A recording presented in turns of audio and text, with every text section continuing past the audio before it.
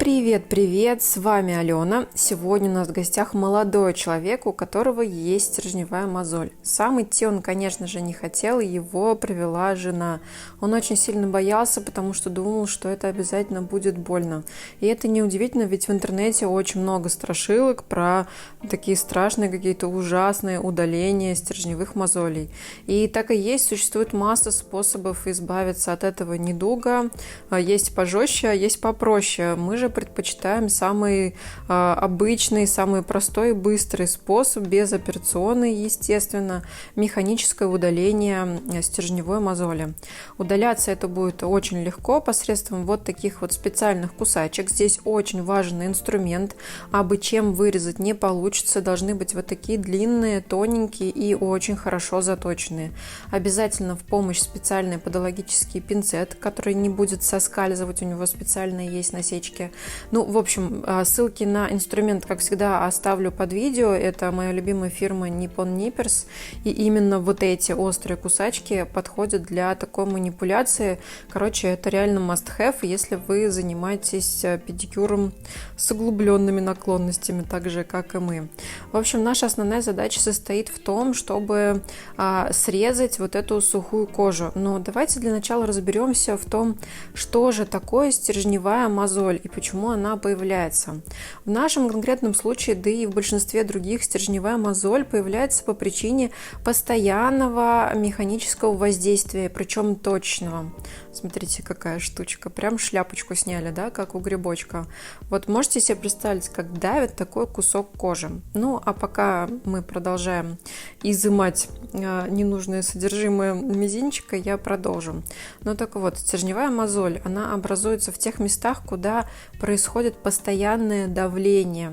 В нашем случае молодой человек сам честно признался, что предпочитает более узкие модели обуви. Ну, ему так нравится, ему так красиво, а оказалось, есть вот такая проблема. Но проблема существует только на одной ноге, в нашем случае на левой. На это тоже есть причина. Дело в том, что у нас у всех разные опорные там, или толчковые ноги, как мы их называем. То есть это та нога, на которую мы любим прислониться и опереться, когда мы просто стоим. Мало кто стоит на двух ногах. Ну вот представьте себе, вы остановились, и вы в любом случае перенесете вес на одну из ног. У меня, кстати говоря, тоже опорная будет левая, и у него так получилось. Соответственно, каждый раз, когда он останавливается в обуви, он переносит вес на левую ногу, и в том месте, где обувь ему давит больше всего, потому что она узкая, происходит давление, ну то есть трение. И, конечно, кожа в какой-то момент начинает защищаться, она начинает нарастать, и у нас образовывается мозолька. Иногда эти мозоли бывают не простые, как мы привыкли видеть, да, такие с волдыриками, с водяными, а вот такие вот стержневые, то есть вот это сухое основание уходит глубоко вовнутрь и дает очень болезненный эффект. Ну, для тех, кто не пробовал, предлагаю воткнуть в мизинец зубочистку и еще немножко шевелить ей, когда ходите. Вот примерно такие ощущения испытывают эти люди. То есть что-то внутри вонзается тебе в ткани и доставляет постоянно дискомфорт при ходьбе. То есть при любом касании это всегда неприятно. Именно поэтому в процессе зачистки, то есть срезания вот этой кожи, нужно таким вот образом прощупывать, то есть продавливать и спрашивать клиента, остались ли неприятные ощущения, либо нет. Дальше обязательно необходимо произвести консультацию по подбору правильной обуви, что сейчас и происходит. То есть мы объясняем клиенту, что у него ножки, точнее не ножки, а пальчики на ножках просто в кучку, и он наконец-таки понял, что же нужно делать, и обещал заняться своей обувью. Ну а наша задача сейчас будет состоять в том, чтобы поставить разгрузку. Ведь в тот момент, когда мы полностью убрали ненужные сухие ткани, кожа осталась незащищенной. И если сейчас он просто оденет свои там ботинки или тапки, в чем он пришел, то будет, во-первых, больно, во-вторых, все пойдет сначала и по кругу, то есть это не прекратится, потому что нужно бороться не только со следствием, но убирать причину. В нашем случае следствие – это сама мозоль, причина – это обувь, поэтому нужно поставить разгрузку. И не забываем о том, что после того, как мы срезали эти ненужные ткани, обязательно нужно все загладить и зашлифовать.